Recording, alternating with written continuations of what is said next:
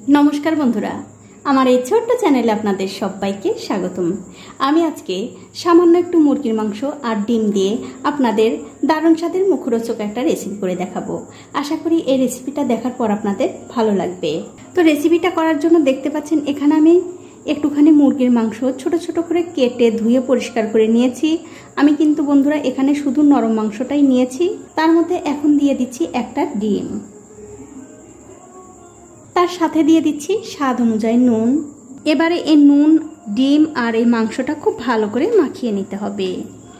আর আমার এই ছোট্ট চ্যানেলটি যারা সাবস্ক্রাইব করেছেন তাদেরকে অনেক ধন্যবাদ, আর যারা সাবস্ক্রাইব করেননি তাদেরকে সাবস্ক্রাইব করে নেওয়ার অনুরোধ রইল।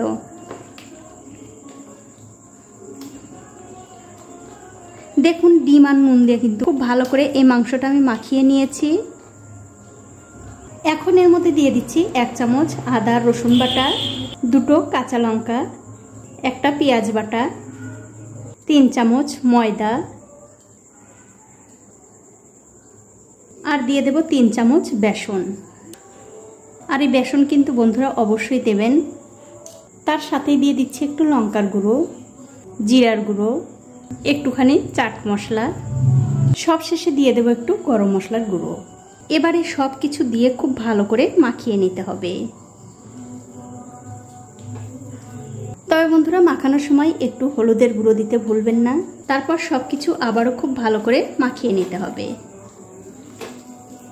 দেখুন সব মশলার সঙ্গে কিন্তু এই মাংসটা আমি খুব ভালো করে মাখিয়ে নিয়েছি। এখন এগুলো একপাশে রেখে দিচ্ছি। এখন দেখতে পাচ্ছেন একটা ফ্রাই প্যানে আমি তেল গরম করতে দিয়েছি। তেলটা যখন ভালো করে গরম হয়ে যাবে তখন গ্যাসের ফ্লেমটা মিডিয়ামে রেখে এই যে এখান থেকে একটা একটা করে মাংসের টুকরো নিয়ে এই তেলের মধ্যে দিয়ে দিতে হবে।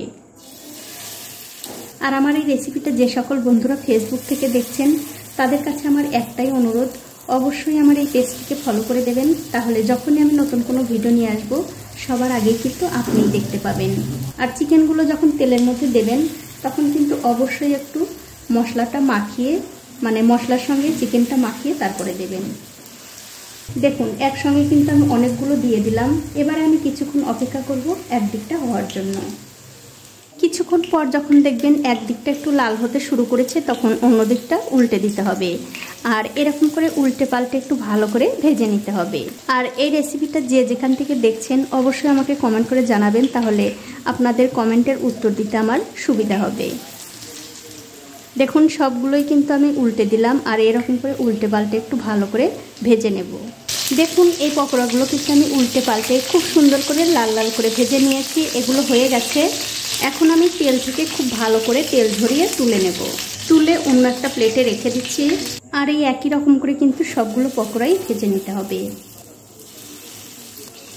তো এই দেখুন বন্ধুরা এক এক করে কিন্তু আমি সবগুলো পকোড়াই ভেজে নিয়েছি। আর এই পকোড়াগুলো খেতে এত ভালো লাগে যা আপনারা ভেজে নামানোর আগেই শেষ হয়ে যাবে। এখন একটা পকোড়া আপনাদের ভেঙেও দেখাচ্ছি। দেখুন ভেতরটাও কিন্তু কত সুন্দর, একদম নরম তুলতুলে। বাচ্চারা তো একদম চোখ বন্ধ করে খেয়ে ফেলবে সবগুলো। শুধু বাচ্চাদের কথা বলবো কেন, আমি নিজেই ভাজতে ভাজতে কিন্তু অনেকগুলো খেয়ে নিয়েছি।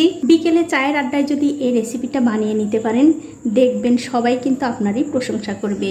এখন আপনারা এই পকোড়াগুলো একটু টমেটো সস দিয়েও খেতে পারেন, খেতে কিন্তু দুর্দান্ত হয়। তো বন্ধুরা আমার আজকের এই পকোড়া রেসিপিটা আপনাদের কেমন লেগেছে? যদি ভালো লেগেই থাকে অবশ্যই একটা লাইক, কমেন্ট আর শেয়ার করতেও ভুলবেন না।